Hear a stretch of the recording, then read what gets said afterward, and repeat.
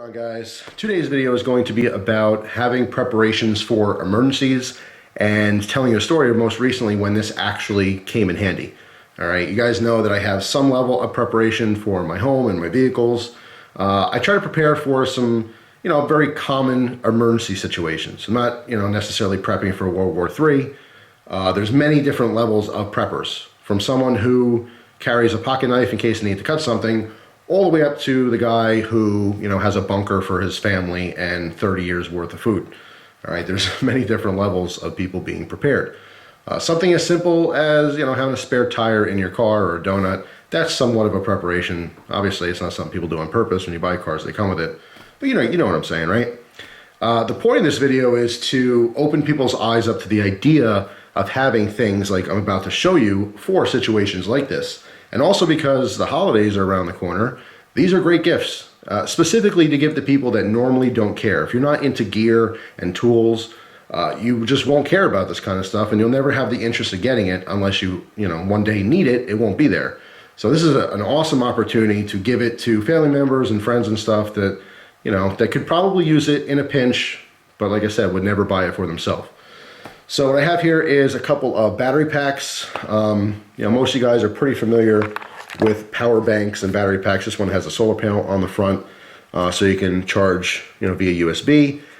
These are just awesome to have regardless. You don't need to have an emergency to use one of these things. Let's say your cell phone is dying. You need to charge it real quick. You're somewhere where you can't just plug into a computer or another power source.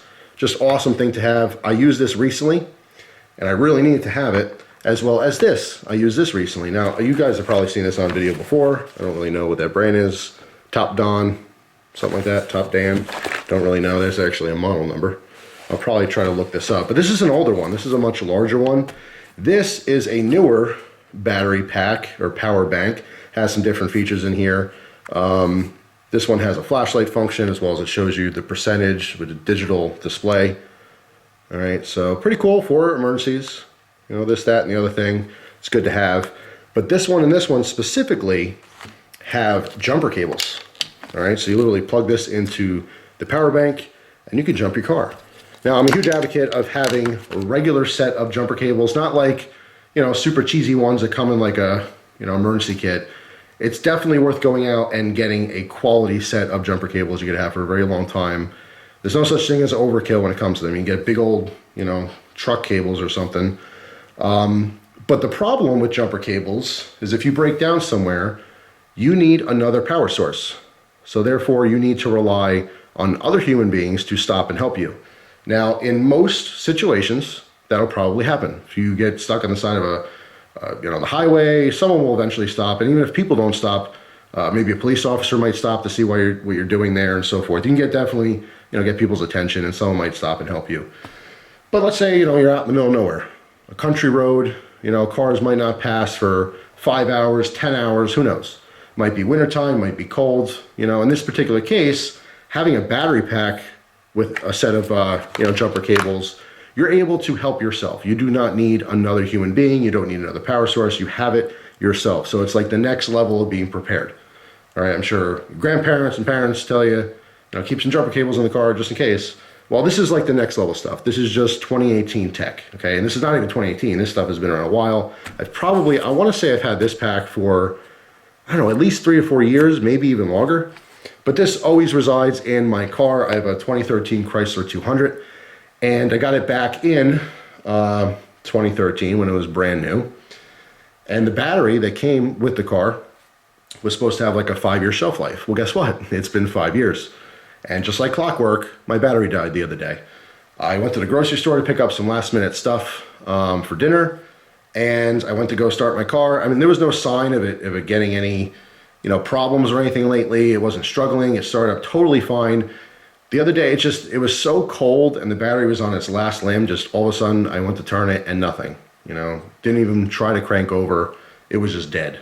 Partly because it was on, its last limb, but also because of the extreme cold. All right, that was it. So, although I was in a parking lot, and I certainly could have walked around and asked someone for help, luckily, I had this battery pack on me. So I didn't need to ask anyone for help. I went to the trunk, I was kind of worried about the situation. I was hoping that it held its charge, because I charged this years ago, literally years ago. And this particular one has a indicator. All right, there's 4 basically power levels. If I turn this on, whoops, if I turn this on, you can see I obviously charged it, but this one had, after years of sitting in the trunk, it was still 3 out of 4 of those lit. So I had plenty of juice, hooked up the cables that came with this set, and on the first try, it jumped the car. And I couldn't be more excited about it. You know what I mean? It was like, you know what, this is why I do this. This is why I keep all this crap in my trunk. Because all the extra weight that I have in my car, it kills the gas mileage. It's like driving someone around all the time. You know, I have at least 150 pounds worth of crap in my trunk. It's taking up valuable trunk space, you know, when we go shopping or have to go somewhere and transport things. But I do it for a reason, and this was the reason. This was the payout. I really needed to get home quick. I had a lot of stuff to do. I didn't want to go around asking people for help. You know, I didn't want to call a tow or something like that. That's crazy. You can definitely help yourself if you prepare a little bit. So this battery pack came in handy the following day. Gus had a vet appointment, and my car was out of commission, and I couldn't just pop in a new battery very easily, as I just explained. So I had to take my wife's car to take Gus to the vet, and when I got there, I realized my phone was dead. Luckily, she keeps the battery pack in her vehicle with a short USB, you know, to lightning for the iPhones that we have. So I was able to charge my phone up while I was waiting, you know, for him to go in for his appointment. And by the way, I will probably do a Gus update video in the near future, just talking about his health and everything that's going on, because some things have changed as well. So we'll touch upon that in the near future. But and also, as far as the Civic goes, my wife's car, just awesome. I mean, you guys, anyone who's into cars, an old Honda Civic, there's nothing really that can go wrong. And when things do go wrong, it's super cheap to fix. It's been just a trooper. Awesome.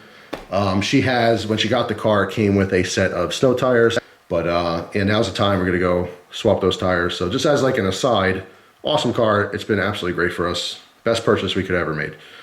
So anyway, in 2 days span, I really needed this and I really needed this, and they were both there for me, and I couldn't be happier. It's just like I said, it's the payoff. This is why we do this stuff. This is why we prep. All right, we don't want these emergencies to happen, but when they happen to, you know, come upon us, it's really nice to be prepared. If I didn't have this, like I said, I'd be running around the parking lot asking people for help. Not the end of the world, but not quite as easy. If I was somewhere that was more remote, then it would have been a problem. And that's something else. I mean, I really do suggest these type of items to have in your vehicles, especially if you're in a place like, you know, where I'm in northeastern Pennsylvania. It's cold in the winter. There's other things I have in the car. I have a specific set of stuff for the winter: spare clothes, blanket, food, gloves, hat, that whole thing. Sometimes there's these, like, you know, flash squalls and these storms that come up that no one's expecting. And every year people die. They die sitting in their car from exposure, because sometimes the highway between accidents and road service is not getting there in time. You know, even in an emergency, cops, ambulance, you know, fire trucks, they can't get to certain locations fast enough because of the weather. And people die because they're sitting in the car for 5 hours, 10 hours, sometimes overnight, sometimes 12 hours, 15 hours sitting in your car. You know, even if your car was running, it can't run that long. You know, eventually there's no heat. So now you're just sitting there exposed, and you're probably in your business suit coming home from work, or, you know, in a light jacket or something like that, because people don't think bad things are going to happen. And I'm not saying to be paranoid and stuff. And like I said before, you can't prepare for every problem, but you certainly can help yourself to better survive simple stuff. It's so simple. If you live in a climate that gets cold, make sure you have something in your vehicle that will keep you warm in case you have to sit there for a while with no heat. And the opposite happens too. You know, if you live in an area where it gets super, super hot, you could be stranded and, you know, and just burning up. Make sure you have different things in your vehicle that might help you cool down. So, yeah, I mean, I'm not happy that these situations occurred, but I'm extremely happy that I was prepared for them. So just a heads up, if you do not have your vehicles set up for the conditions that you're driving around in, it's definitely worth thinking about. A lot of these things are very affordable. I specifically would suggest, you know, one of these power banks that has the jumper cables, because that's 2 birds with 1 stone. Your phone dies, you got a battery box. Make sure obviously you get the proper cables. They don't always come with cables. You know, but you have a way to jump your car if your battery dies, you know. It's just really nice to have. You don't have to rely on other humans, you know, because sometimes they're just not around to help you. So that's all. Just a quick heads up to prepare. It's not just your home. We all do stuff to prepare our homes, but we often forget when we leave our homes, whether we're going to the store to buy stuff, whether we're going to work, commuting to work, whether we're going to the family or friend's house to visit, people traveling for the holidays. Some people travel all across the U.S., by vehicle. If something happens, you got to be prepared for it. Prepare for simple stuff. Don't prepare for the apocalypse. It's not necessarily going to happen. However, snowstorms do happen. They happen every year. All right. Tornadoes, all kinds of stuff like that. But people do die every year from really dumb mistakes, like not being prepared enough, just traveling somewhere simple. And it doesn't have to be far. You could be 2 miles from your home. But in the right weather conditions, you're not going anywhere. All right. As much as you love to walk home, sometimes that's just not possible. So just a heads up to be aware and to be a little bit more prepared. So thanks for watching. Hope you guys have a wonderful day. If you happen to have a story where you really were in a pinch and because of your preparation, you were able to get out of it, let me know in the comment section. I'd love to hear your stories as well. So hope you guys have a wonderful day, and I'll see you tomorrow. Take care.